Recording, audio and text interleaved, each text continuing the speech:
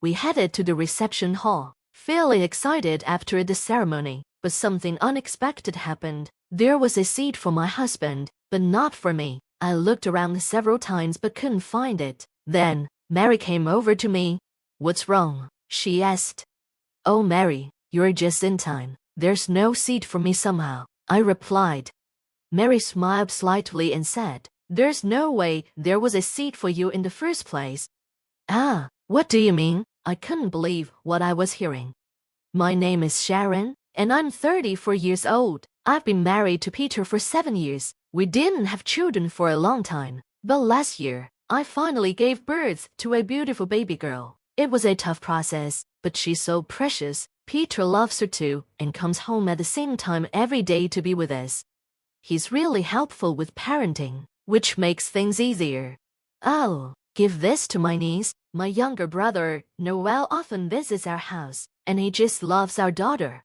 Noel and I have a 5-year age gap, and we don't have any other relatives because our parents passed away. Our parents divorced when we were young. Our father had a bad drinking problem and was often violent toward our mother. She decided to leave him for our sake. Even though raising 2 kids alone was hard, she worked 2 jobs to take care of us. Thanks to her hard work, Noel and I are now living good lives as adults. Sadly, our mother passed away from cancer about 5 years ago, but I think she found peace knowing her kids were doing well. I'm glad she was able to see me in my wedding dress. Noel and I have always supported each other, and our family bond is strong. We promise to live happily. For her sake, I'm really happy now." "Oh, what a cute apron," my brother teased when he came over one day. "Thanks, I do have good taste, don't I?" I joked back. "But don't you have anything else to do on the weekend, like go on a date or something?" To my surprise, he answered, "Actually, I came to tell you something." "Ah, what's that?" "I'm thinking about getting married." I was shocked. I never expected this from Noel. He continued, "Can I bring her over next Saturday to introduce her to you and Peter?" "Of course, I'll check Peter's schedule," I said. After Noel left, I felt emotional. I had always looked after him like a guardian when our mom was working. Now, hearing about his wedding was a huge moment for me. I couldn't wait for Saturday. Peter had the day off, so we planned to meet Noel and his fiancée together. On the day, I was so anxious, waiting for them to arrive. "Sharon, you've been fidgeting all morning," Peter said. "Noel is bringing his fiancée, so I'm nervous," I replied. "Don't worry, Sharon. I'm sure Noel doesn't expect his sister to be nervous." We were still chatting when the doorbell rang. My heart started beating faster. Noel and his fiancée were a bit late, but when I opened the door, I saw a beautiful woman standing next to him. "Hey, Sis," Noel said, "why are you so nervous?" "Me, I'm not nervous," I replied, trying to act calm. As I spoke, I made eye contact with the woman Noel had brought with him. She politely introduced herself, saying, "Nice to meet you. I'm Mary." I replied, "I'm Sharon, Noel's sister." After a brief greeting, I led them into the living room. My husband, who had been waiting there, greeted them. "I'll make some tea," I said. "Oh, we brought some sweets. Let's have them together," Mary added. "Thank you," I replied, heading to the kitchen to prepare the tea. Once everything was ready, we sat her at the dining table and began talking. Mary was very beautiful and seemed polite, though a bit nervous, looking around. "So, where did you 2 meet?" I asked. "We met through work," Noel explained. Mary was working as a receptionist at a client's office. My husband chimed in with a smile, not only handling negotiations but also finding a fiancé. "Good job, Noel." "Hey, Peter, that's one way to put it," Noel laughed, quickly joining in. I couldn't help but burst out laughing, and Mary joined in too. Thanks to my husband, the slightly tense atmosphere became more relaxed. "By the way, Mary, how old are you?" I asked. "I'm 20 for this year," she said. "Oh, I see. So, you're 5 years younger than Noel. That makes you a full 10 years younger than me. So, are you planning to continue working after you get married?" I asked curiously. No, I'm going to quit, Mary replied. Oh, really? Many women these days like to keep working after marriage. That's interesting. Well, I don't need to work much. Noelle has a stable job at a big company, and my family is pretty wealthy, she said, showing a bit more of her real personality. It was different from my first impression of her. Also, you're not working right now, are you? She asked. No, I quit after giving birth to my daughter, but I worked for about 15 years before that. 15 years? How old are you? Mary asked, sounding surprised.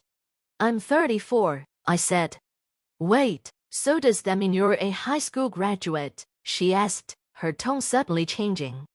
I noticed her expression harden. Well, yes, I am, I answered. Oh, a high school graduate? Mary's tone sounded condescending, but Noelle quickly defended me.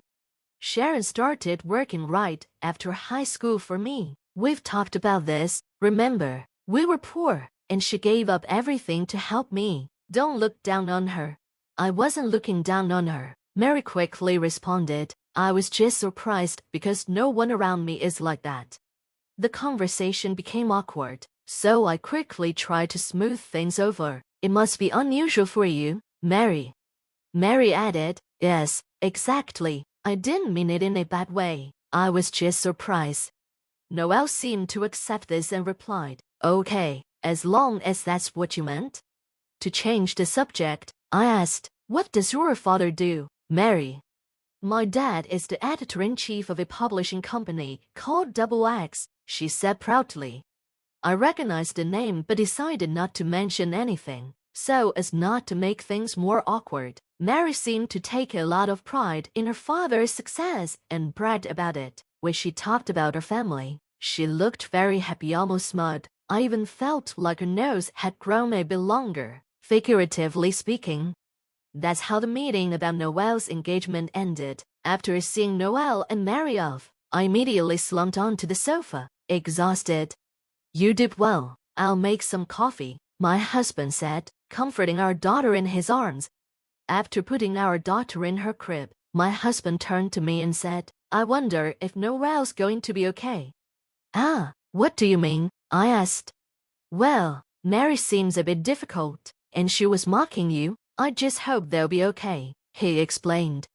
I sighed. Noelle did point it out quickly, so maybe that part will be fine. But truthfully, I was a little worried. Noelle and Mary had grown up in such different environments, and I could already see how their values might clash. No matter how successful Noelle is, the gap between their backgrounds could lead to misunderstandings. But it's Noelle's life, and in the end, he has to make his own decisions. As his sister, all I can do is watch over him and support him.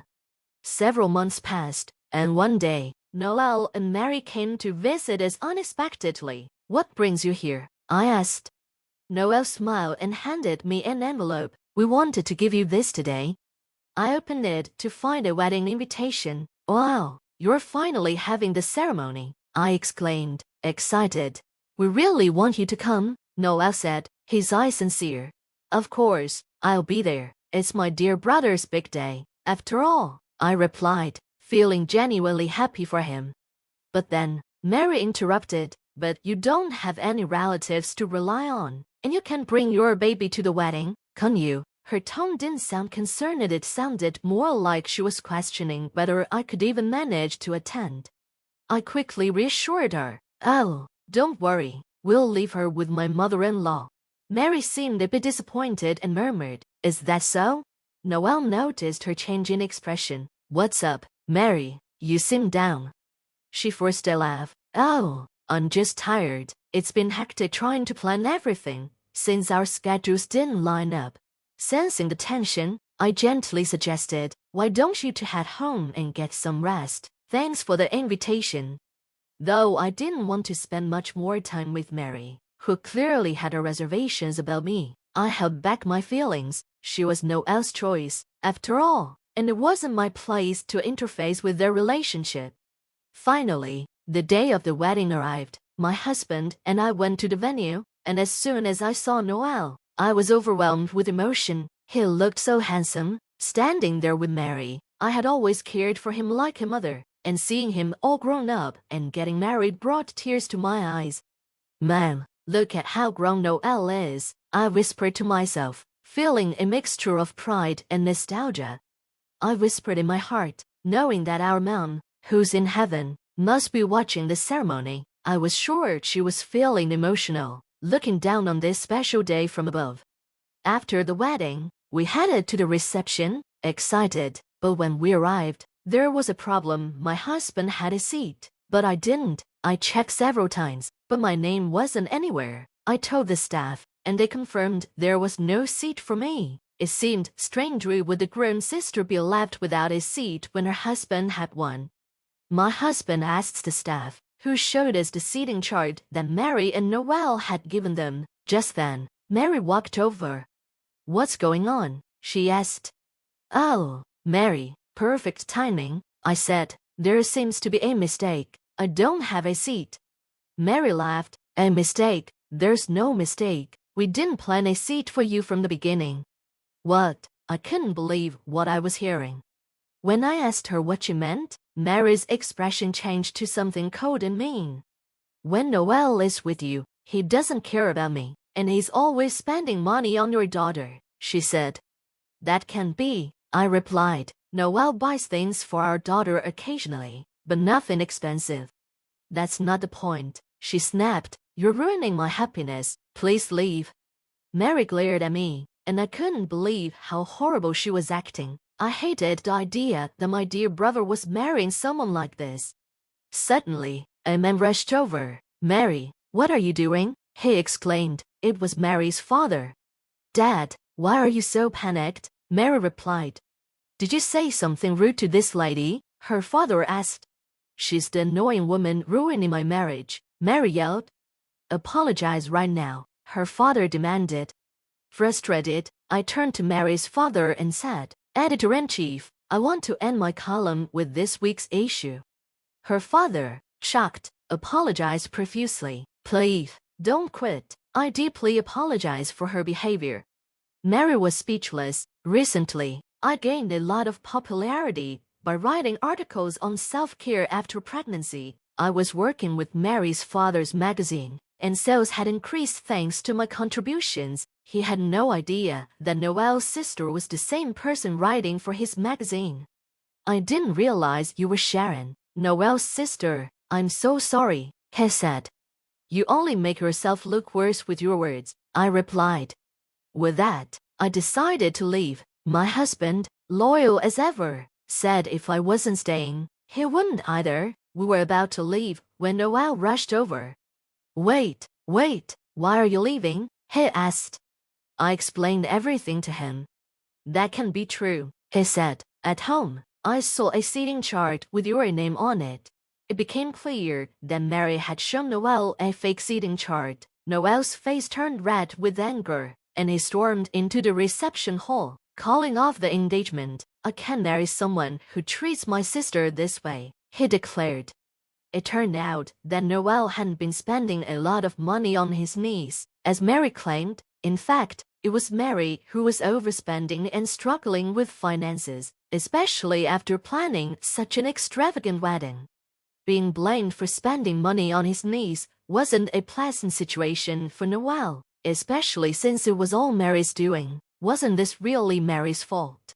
Noel explained to the wedding guests that the event would just be a simple dinner from then on, and he laughed. Later, there were issues with covering the wedding costs, but I helped Noel resolve them. Since Noel had initiated the breakup, he was put in a difficult position, but in truth, it was all because of Mary. Feeling confident, I decided to use my influence a bit. I told Mary's father that if he agreed to pay all the wedding costs, I would continue my contract with the magazine. Mary's father quickly agreed, saying, "Understood." Mary, however, didn't seem happy about it, but her father snapped, "This is all your fault," and forced her to accept the arrangement. Thanks to this, Noel was able to break up with Mary without any damage to his reputation or financial loss. I kept my promise and continued the contract, but I did report what happened to the publisher. As a result, Mary's father was transferred to a different department and was no longer the editor-in-chief. Mary was disowned by her father, who blamed her entirely, and she was kicked out of the house. Without access to money, Mary struggled, but she couldn't shake her old spending habits. She is likely to face more difficulties in the future, but that's not my concern. She brought this on herself. Even Noel said, "Next time, I'll find someone who values you as my sister." I told him, "Just find someone who treats people kindly." Noel laughed and agreed, saying Mary was just not right. While he played with his niece, I felt relieved that the issue was finally over. I truly hope Noel finds someone kind next time. Wishing for Noel's happiness, I'll continue to work hard for my husband and daughter at home.